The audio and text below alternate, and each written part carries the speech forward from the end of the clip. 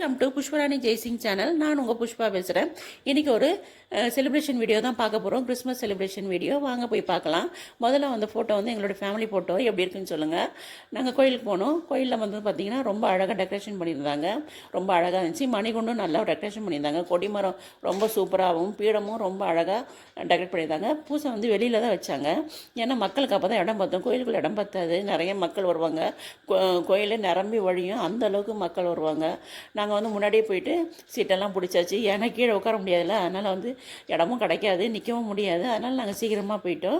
மக்கள் ஒவ்வொருத்தராக வந்திருந்தாங்க. மக்கள் எல்லாம் ரொம்ப கலர்ஃபுல்லாக அழகாக ட்ரெஸ் பண்ணிட்டு வந்தாங்க. பார்க்கறதுக்கே ரொம்ப கண்கொள்ளா காட்சியாக இருந்தது. எங்களுக்கு புதுசாக ஒரு ஃபாதர் வந்திருந்தாங்க. ரொம்ப அழகாக சூப்பராக எங்களுக்கு பிரசங்கம் வச்சாங்க. அந்த பிரசங்கம் கேட்கறதுக்கு ரொம்ப இனிமையாக இருந்தது, ஷார்ட்டாக இருந்தது. கரெக்டாக பிரசங்கம் முடிஞ்சதுக்கப்புறமா எல்லோருக்கும் கேக்கு கொடுத்தாங்க. நாங்களாம் கேக்கெல்லாம் வாங்கி சாப்பிட்டு எல்லோருக்கும் வாழ்த்து சொன்னோம். அதுக்கப்புறம் குடியில் வந்து திறந்தாங்க. அப்புறம் ஆண்டவர் 12 மணிக்கு பிறந்து அங்கே ஆண்டவரை வந்து அங்கே குழந்தையாக வச்சுருந்தாங்க. ரொம்ப அழகாக இருந்துச்சு. அந்த சுரூபம்லாம் வந்து ரொம்ப நேச்சுரல்ஸாக இருந்தது. பார்க்கறதுக்கு ரொம்ப அழகாக இருந்துச்சு. அதையும் நாங்கள் ஒரு வீடியோ எடுத்துக்கிட்டோம். இது வந்து 24th நைட்டு தான் இந்த வீடியோ வந்து நாங்கள் ஷூட் பண்ணோம். ரொம்ப நல்லா இருந்துச்சு.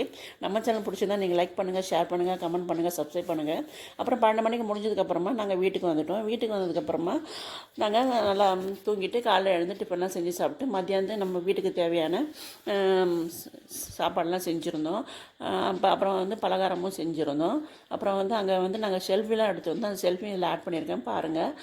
மட்டன் பிரியாணி, அப்புறம் வந்து ரைத்தா எல்லாம் பண்ணியிருந்தோம். அப்புறம் முறுக்கு, அதிரசம் இதெல்லாம் பண்ணியிருந்தோம். உங்களுக்கு இந்த வீடியோ பிடிச்சிருந்தா லைக் பண்ணுங்கள், ஷேர் பண்ணுங்கள், கமெண்ட் பண்ணுங்கள், சப்ஸ்கிரைப் பண்ணுங்கள். இதில் என்னுடைய 2வது வீடியோ.